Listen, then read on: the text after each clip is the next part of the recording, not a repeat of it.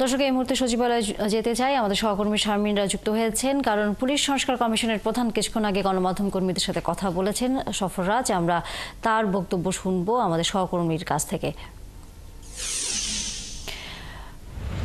নীরা, সফররাজ কি জানিয়েছেন এই কমিশন সংস্কারের ক্ষেত্রে কোন বিষয়কে মাথায় রেখে আসলে পুলিশের সংস্কার কাজ করবেন? কারণ পুলিশকে নিয়ে আমরা জানি যে অনেক বেশি সমালোচনা আছে, সেই বিষয়টিকে মাথায় রেখে আসলে তিনি কি পরিকল্পনার কথা জানিয়েছেন?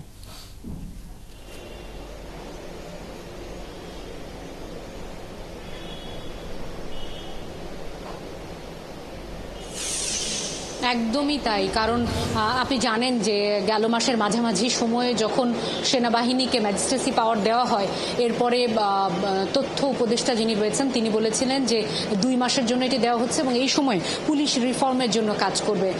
এর মধ্যে এর কিছুদিন আগেই কিন্তু প্রধান উপদেষ্টা যে 6টি সংস্কার কমিশনের কথা বলেছিল, সেখানে পুলিশের জন্য পুলিশ সংস্কার কমিশনের কথা বলা হয়েছে। আজ গেল বৃহস্পতিবার প্রজ্ঞাপন হওয়ার পরে, গেজেট নোটিফিকেশন হওয়ার পরে আজ স্বরাষ্ট্র মন্ত্রণালয়ের তিনি এসেছেন। যেহেতু পুলিশ স্বরাষ্ট্র মন্ত্রণালয়ের অংশ বা আওতাধীন, তিনি স্বরাষ্ট্র উপদেষ্টার সাথে কথা বলেছেন এবং তার এই কমিশনের যে 9 সদস্য, মোটামুটি অধিকাংশ প্রতিনিধিরাই এসেছেন, একটি সংক্ষিপ্ত বৈঠক করেছেন। পরে গণমাধ্যম কর্মীদেরকে বলেছেন যে পুলিশের এখনো যেহেতু কাজ শুরু হয়নি, তবে অগ্রাধিকারের তালিকায় যেটি থাকবে অনেক বছর আগের 100 বছরের পুরনো যে পুলিশ আইন, সেটি সংস্কারের জন্য তারা সুপারিশ করবে। তারা সরাসরি সংস্কার করতে পারেন না, তারা সুপারিশটি করতে পারেন, সেটি সুপারিশ করবেন। তবে সবচেয়ে বেশি আলোচনায় যেটি আপনি জানেন যে 5 আগস্টের আগে পরে পুলিশের ইমেজ নিয়ে প্রশ্ন উঠেছে।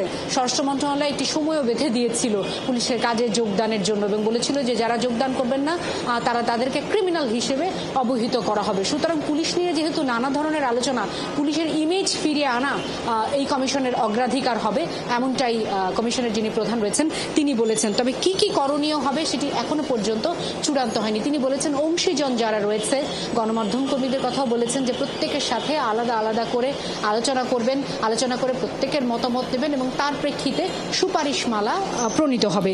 তিনি যেটি শারমিনরা, নিশ্চয়ই আমরা ফিরবো পরবর্তীতে আবারও বিস্তারিত জানবার জন্য। দর্শক, সহকর্মী শারমিনরা ছিলেন সচিবালয় থেকে।